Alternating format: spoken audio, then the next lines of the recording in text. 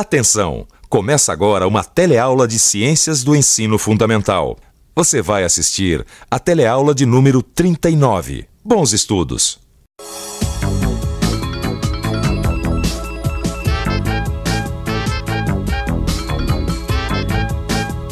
Você está reconhecendo esses ambientes? Quantas vezes você já viu na televisão, no cinema e nas revistas imagens desses dois tipos de ambientes? Você sabe o nome deles? Conhece as diferenças entre os dois? Gostaria de saber? Então assista a teleaula de ciências de hoje. Você vai aprender o que é um cerrado e o que é uma caatinga. Quais as características de cada um? Que tipo de ser vivo povoa esses ambientes e como eles sobrevivem? E ainda, qual é a importância de preservar esses ambientes antes que eles acabem? A teleaula de hoje começa com 2 relatos de viagem.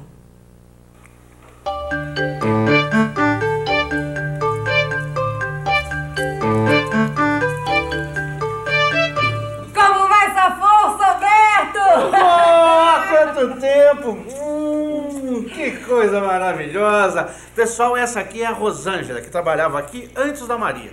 Aí ela resolveu casar e mudou lá pro Nordeste, lá pra Pernambuco. E aí, Rô, você tá de volta de vez ou tá só de visita? De visita! E olha que fiz uma viagem tanto. Pensa que é brincadeira, viajar lá da Caatinga até aqui? Primeira parte da viagem é só assim, no lombo do jegue. Opa, e você trouxe isso aqui pra mim? O que será? Olha! Tá embrulhadinho! Opa! Que será? Vamos ver. Ah, é o jegue! Olha que bonitão! Foi, viajei no lombo de um pra sair da Caatinga, lá da fazenda, chegar até a estrada pra só então pegar o ônibus. E esse chapéu de lampião aí? Pois trouxe de presente pra você. Opa! Mas isso não é só enfeite não, sabe? Pra atravessar a Caatinga, a gente precisa de usar roupa de couro, bota e chapéu. Mas pra que tudo isso? É difícil penetrar na vegetação da Caatinga, porque ela é formada principalmente de arbustos e árvores baixas espaçadas. As plantas da Caatinga possuem folhas em forma de espinho. O espinho tem uma área bem menor do que a folha comum. Isso é uma adaptação para que as plantas não percam água facilmente, porque na Caatinga a água é bastante escassa. Conheça agora o outro ambiente que nós vamos estudar nessa teleaula. E da próxima vez que eu for a Brasília, eu trago uma flor do cerrado pra você. Oi, essa revista aqui traz um relato de uma viagem pelo Planalto Central do Brasil através do cerrado. O cerrado possui um aspecto muito variado.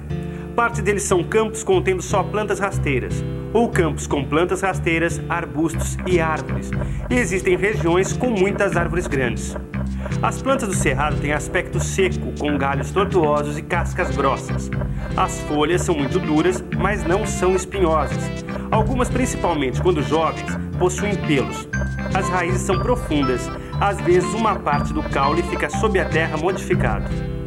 Toda essa estrutura armazena substâncias que a planta produziu para serem usadas quando necessário. Para passear pelos vários tipos de cerrado, não é necessário usar roupa de couro. Essa é a diferença entre o cerrado e a caatinga. A vegetação do cerrado é menos espinhosa. Na Caatinga tem mandacaru, xique-xique, jurema. Sei, parece que cada planta tem uma música, né? Mandacaru quando fulora lá na serra. Ô, Rosângela, me conta uma coisa. Aquela roupa de couro que você falou é só para proteger dos espinhos? Não, protege também dos animais.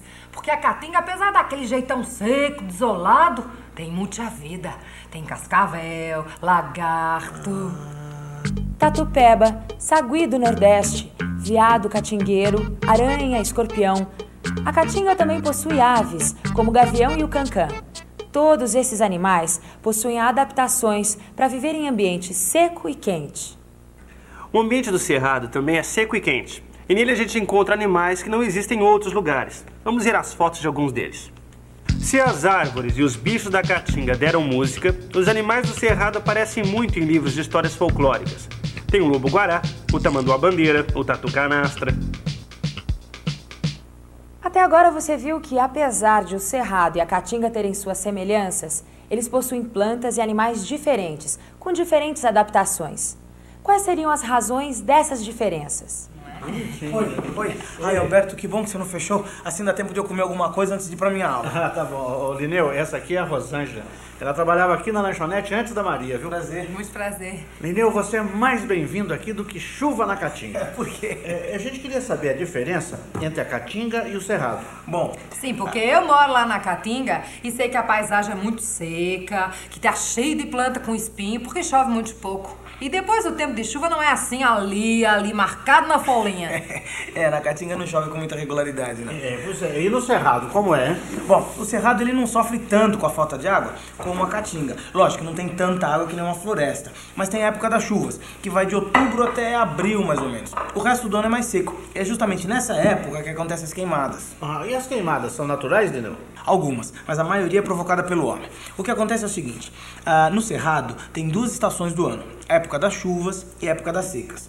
Então os seres vivos do Cerrado, durante a época das chuvas, vão se preparando para a época das secas. As raízes das plantas do Cerrado são muito profundas, algumas atingem 25 metros. Essa adaptação é importante porque as raízes procuram a água dos lençóis freáticos, que fica a grandes profundidades no solo. Bom, aqui na minha revista diz que o solo do Cerrado é pobre em nutrientes, que são os sais minerais. E mesmo quando existem esses nutrientes, ocorre outro problema: a grande quantidade de alumínio do solo dos cerrados. O alumínio prejudica a absorção dos outros nutrientes pelas raízes. É por isso, então, que as árvores do Cerrado crescem a pouca altura e têm caules tortuosos. Se a gente olhar, o Cerrado e a Caatinga são parecidos, mas a Caatinga tem menos água e mais nutrientes, e o Cerrado tem mais água e menos nutrientes. A gente já viu aqui no Telecurso de Ciências que todas as plantas precisam de nutrientes, que as raízes retiram esses nutrientes do solo e que nos ambientes naturais esses nutrientes não acabam nunca. Ô Lineu, você pode falar pra gente sobre a renovação dos estoques de nutrientes na natureza? Oh, claro, Alberto, obrigado. Num ambiente natural, a própria natureza cuida de todas as condições de manutenção. Por exemplo, a chuva cai, penetra no solo e atinge os lençóis subterrâneos. As raízes das plantas absorvem a água, que sobe pelo interior da planta e atinge todas as suas partes. Da mesma forma, os animais bebem a água que aflorou dos lençóis e formou os rios, os lagos, etc. A água que é eliminada através da respiração, transpiração ou evaporação sobe para a atmosfera e forma as nuvens. E a água cai em forma de chuva. Ah, entendi. Mas até agora você só falou da água. E os tais nutrientes das plantas e dos animais? Bom, os nutrientes são dissolvidos pela água, utilizados pelos seres vivos e retornam à natureza. Como? Como os nutrientes que os seres vivos utilizam voltam para a natureza? Bom, nós estamos aqui no Jardim Botânico de São Paulo. Você está vendo só essas folhas e galhos caídos? É através deles que os nutrientes que estão nas árvores voltam para o solo. Aqui também tem passarinhos e pequenos animais que eliminam fezes e urina no ambiente. E quando eles morrem, também voltam para a terra. A terra, que é o solo, está cheia de micro-organismos. Micro-organismos são seres microscópicos. Você se lembra da nossa teleaula sobre micro-organismos? Vamos pensar um pouco? Vamos pensar um pouco. Os micro-organismos utilizam os materiais eliminados pelas plantas e animais para sobreviver. E apesar de usarem, devolvem ao ambiente os nutrientes que estavam contidos na madeira dos galhos, nas folhas ou no corpo dos animais. Dessa forma, os nutrientes voltam para o solo e o processo começa de novo. Esse processo tem um nome: reciclagem.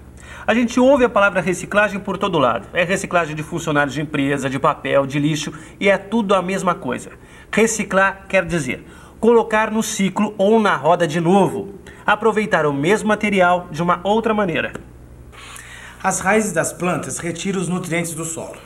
Os animais se alimentam das plantas, então eles acabam ingerindo os nutrientes que as plantas absorveram. Ah, e assim, reciclados, os nutrientes não acabam nunca. Isso. Isso então responde aquela pergunta que eu fiz antes: como é que os nutrientes se conservam na natureza? Agora me explica uma outra coisa, Lineu. E se, de repente, acontecesse assim uma coisa diferente, que interrompesse essa reciclagem? E se os micro-organismos não existissem no solo? Bom, aí tá uma coisa que a Caatinga e o Cerrado têm em comum. O solo dos dois vem sendo utilizado de uma forma muito errada pelo homem. Dê só uma olhada nisso. Originalmente, o cerrado ocupava cerca de 25% da área total do Brasil. Hoje foi muito reduzido. Durante muito tempo, o cerrado foi considerado ruim para a agricultura. Assim, ninguém se preocupou em preservar o ambiente. O cerrado foi destruído antes de ser conhecido. Como nos filmes de Bang Bang, atiraram primeiro e perguntaram depois. Hoje em dia, muitas plantações estão sendo iniciadas sem nenhum planejamento. Sem preocupação com a preservação de uma diversidade de animais e vegetais que só existe por aqui. E além de tudo isso, ainda existem os garimpos. Os garimpeiros usam mercúrio para trabalhar e depois contaminam os rios com esse mercúrio, o que ajuda na destruição do cerrado. Se as coisas continuarem assim, daqui a pouco o ambiente vai estar tão destruído que nem os seres humanos vão conseguir sobreviver nele. Tá aí uma coisa que eu nunca tinha pensado. Até os ambientes que à primeira vista parecem ser inúteis para os seres humanos, até esse precisa de ser preservado. Pois infelizmente o solo está sendo utilizado de uma forma totalmente inadequada pelos homens. Olha, no Nordeste, por exemplo, a vegetação da caatinga, ela está sendo substituída pela pecuária e pela agricultura. Apesar de ter pouca água na caatinga, ela tem um solo relativamente fértil. Só que se ele continuar sendo utilizado dessa forma, logo vai acabar virando um deserto. E isso influencia a vida do povo do Nordeste. Tô vendo. E o pior é que junto com a destruição da caatinga, vem aumentando a miséria, porque os recursos que são retirados do ambiente são mal distribuídos para a população. Mas e os tais projetos para o desenvolvimento do Nordeste que a gente tanto ouve falar? Eles daí vivem emperrados por causa da má administração. E a gente não tá podendo perder muito tempo com isso não, viu? Se você ainda tem alguma dúvida, trate de tirar na revisão, viu? E atenção, se liga aí que é hora da revisão. Os ambientes do cerrado e da caatinga são parecidos à primeira vista, mas possuem diferenças significativas. A caatinga sofre com a falta de água, apesar de possuir nutrientes em certa quantidade. O cerrado possui água, mas é pobre em nutrientes importantes para as plantas. Além disso, contém muito alumínio. O alumínio dificulta a absorção dos nutrientes pelas plantas. Tanto as plantas como os animais da caatinga e do cerrado possuem adaptações para sobreviverem nesses ambientes limitados. Os nutrientes no ambiente natural são reciclados pelos micro-organismos, retornando ao solo. Eles podem ser utilizados novamente pelos seres vivos. A utilização sem planejamento das áreas de cerrado e caatinga tem levado esses ambientes à destruição, sem chances de recuperação.